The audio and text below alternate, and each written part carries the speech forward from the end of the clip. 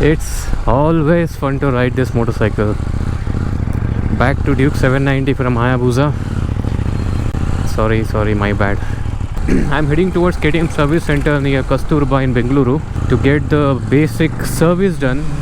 Service in the sense washing, cleaning, chain loop and adjusting the chain slack, something like that, man. I'll be selling this bike probably in a month or so. It will disappear from my garage, man. What to do? What a bike, what a riding experience I have gone through with this motorcycle. Incredible. I will tell you, no other motorcycle on this planet can replace the riding experience that I go through on this motorcycle. I'm not saying in terms of power, I'm not saying in terms of top speed or something like that. I'm saying from the riding standpoint. This is something different, unique. The way they have positioned the handlebars, the way they have managed to put the engine in the right place with that superb lightweight frame, right? Chassis. It's something else, next level. This is the most comfortable motorcycle to ride in this segment. I'm telling you, you can just ride it day long and you're not gonna get any attention from public. That's the positive aspect of it. Any super bike for that matter, public will come, see, sit, take selfies, something like that. They might drop the bike sometimes, I have seen.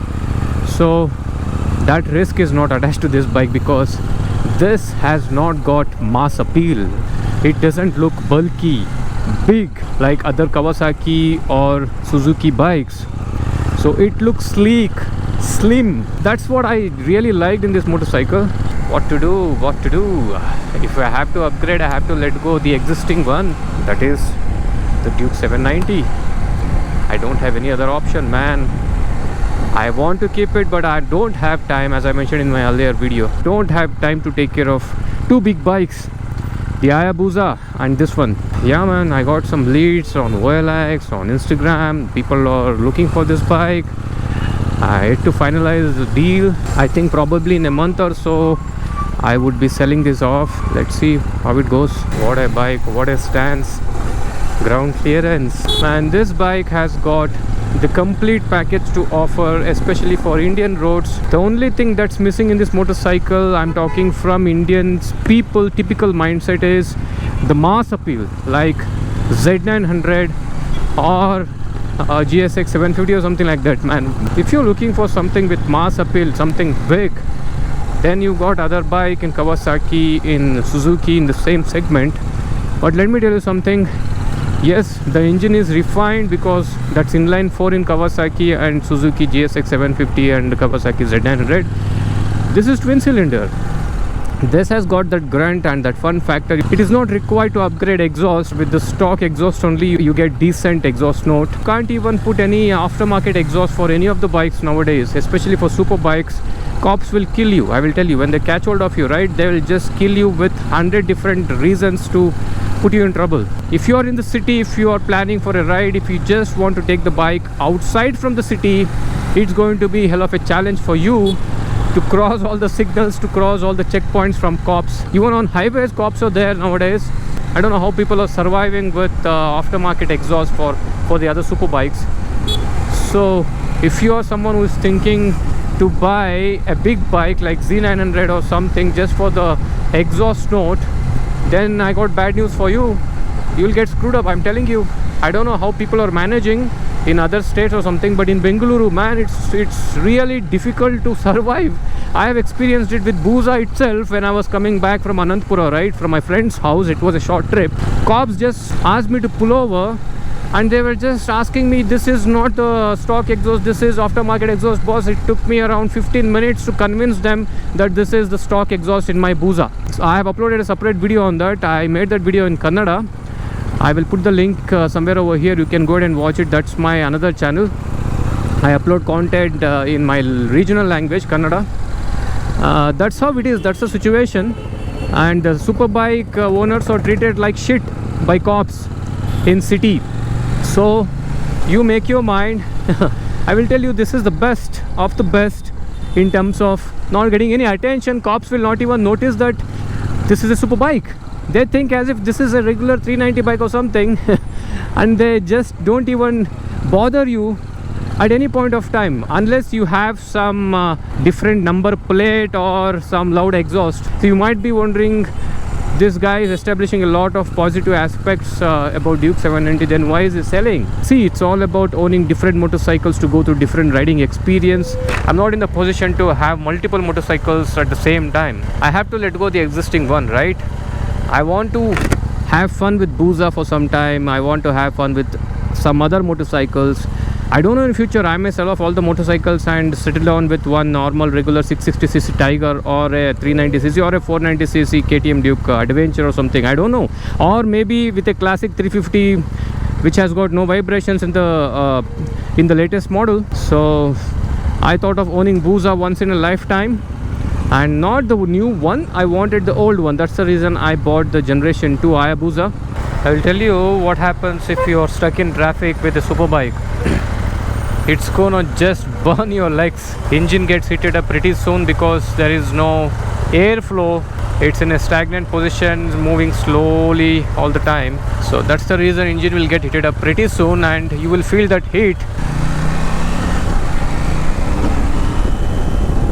Okay, need to be careful because I need to replace the tires. I have to replace it, or I will leave it to the buyer, because if I replace something, if the buyer doesn't like it, then it will be a conflict. To avoid that conflict, I will just keep that option open for the buyer to choose whichever tire the buyer wants to install, right? Some people are calm riders, some of them are aggressive, some are track focused, so I don't know. So that's the reason I will just leave it to the buyer to replace whichever tire the buyer wants. In my mind, I want to replace it with Road 5.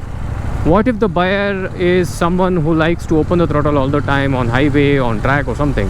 Then that buyer has to again remove the Road 5 and install M7 or some slick tires, right? Soft compound tires. I'll keep this option open for the buyer itself. Okay, too much traffic. I took the bike outside in the wrong time. But still, the beauty of this bike is you can just maneuver in traffic with ease because it's lightweight. Sitting posture is comfortable, and look at the reach to the handlebar, it's so close. I haven't ridden CF Moto motorcycles so far. Let me give it a try.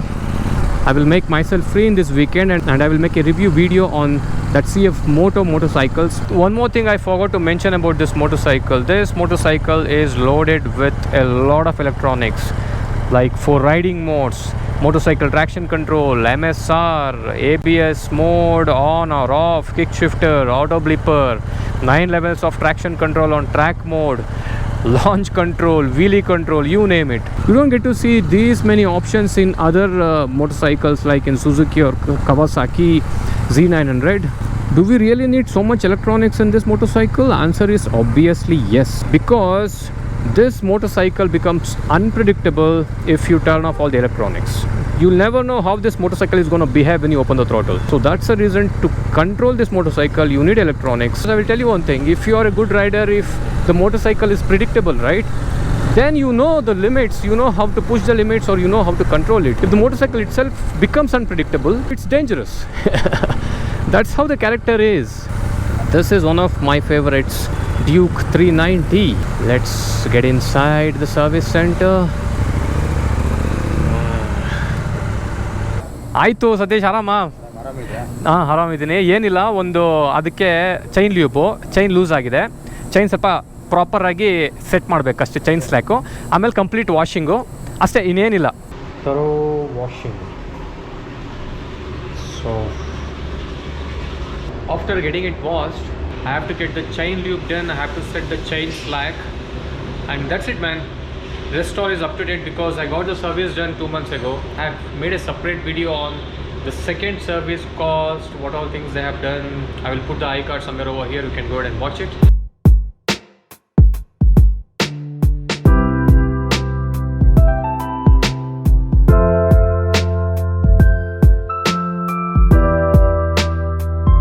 Look at the color of the chain. This is how the chain has to look when you clean it.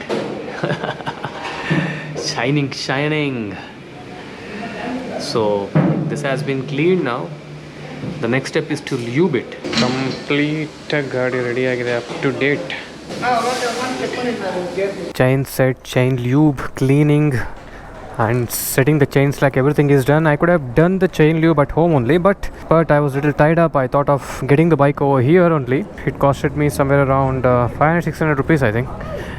It's okay, man, because I don't have the tool to torque it, especially the swing arm, this thing, right? When you set the chain slack, you have to torque it as per the specs mentioned in the KTM manual. It's around probably around 10, I think 10k or something. I've forgotten the number. So they have torqued it properly.